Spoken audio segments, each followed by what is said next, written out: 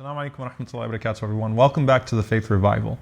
So last time we talked about this idea of realizing the sweetness of faith. But how do I even begin to get there?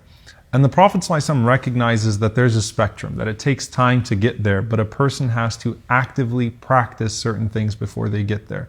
So there are many ahadith where the Prophet ﷺ will say, "La yu'minu ahadukum hatta." No one of you believes until.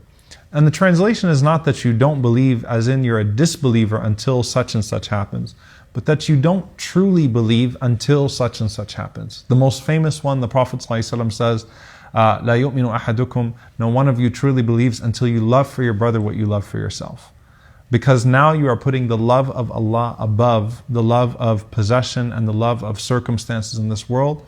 And it's either the love of Allah that leads you to take care of your brother, or loving your brother for Allah that leads you to take care of him. So from the sweetness of Iman that we talked about last week, two of those things come into the equation.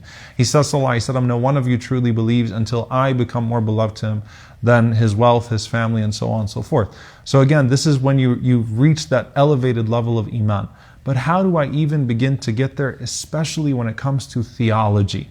Especially when it comes to my aqidah, my creed.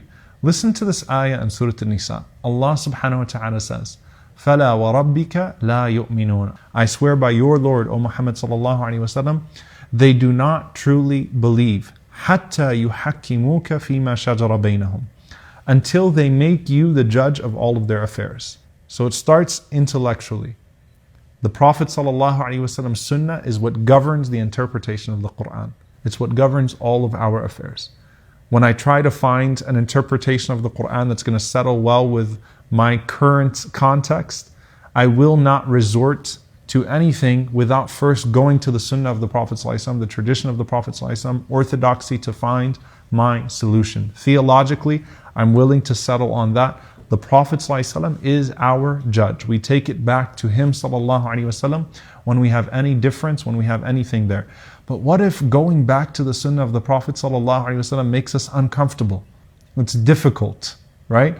So we feel like we need to escape this interpretation for our current context. Rather than, maybe some things don't apply in our context. We feel like we have to escape from it so that we can feel better about it. What does Allah say next? ثُمَّ لَا يَجِدُوا فِي أَنفُسِهِمْ حَرَجًا مِّمَّا قَضَيْتَ.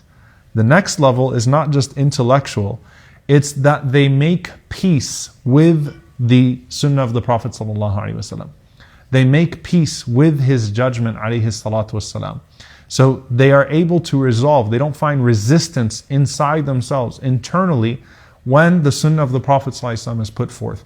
There are elements of your faith that you are not going to be able to practice in your context, but you should make peace with all of them to be able to say that Allah and His Messenger do not wrong. Allah and His Messenger, alayhi salatu wasalam, everything that has been legislated through those two means of divine revelation, either the Quran or the Sunnah of the Prophet ﷺ, all of it is just, all of it is merciful, all of it is moral, even if my current context does not consider it as such, and even if I'm never going to practice any of these things. That all of this comes from a place of morality and goodness, and I don't find that resistance inside of me. So I move from the intellectual to the breaking that resistance. I'm willing to make peace with all elements of my faith.